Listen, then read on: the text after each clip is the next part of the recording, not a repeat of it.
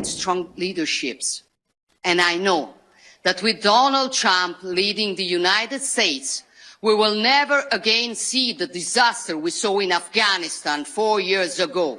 When freedom is at risk, the only thing that you can do is to put it in the wiser hands. That is why the left is nervous. And with Trump's victory, their irritation has turned into hysteria. Today, when Trump, Meloni, Milei, or maybe Modi talk, they are called a threat to democracy. There is a growing awareness in Europe that security is now the top priority. You cannot defend your freedom if you lack the means or the courage to do so.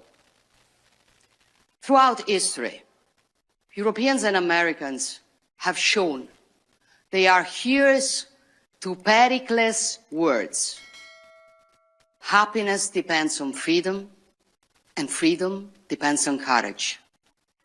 We proved this when we stopped invasions, won our independences, and overthrew dictators.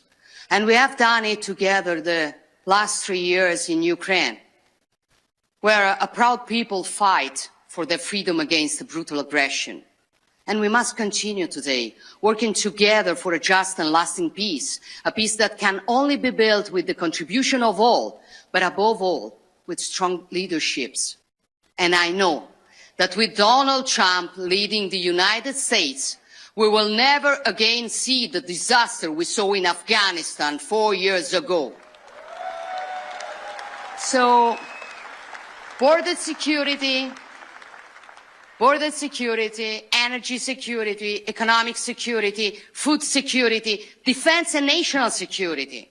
For a simple reason, if you are not secure, you are not free.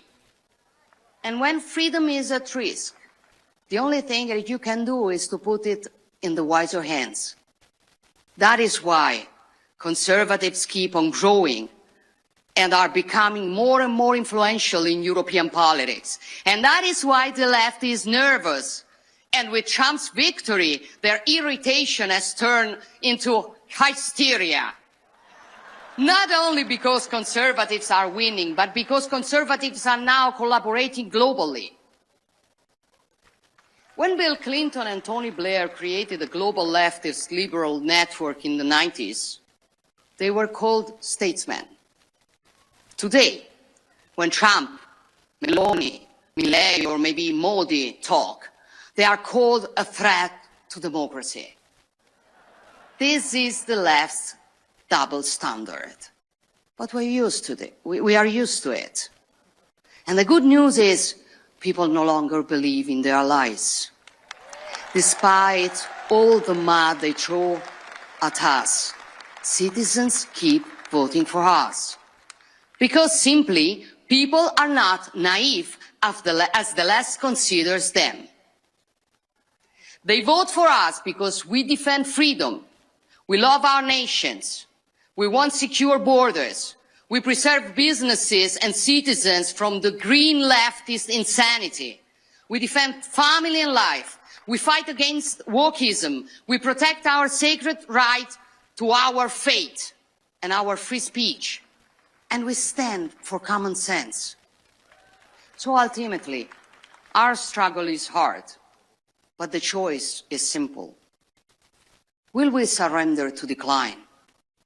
Or will we fight to reverse it? Will we let our civilization fade? Or will we stand up and defend it?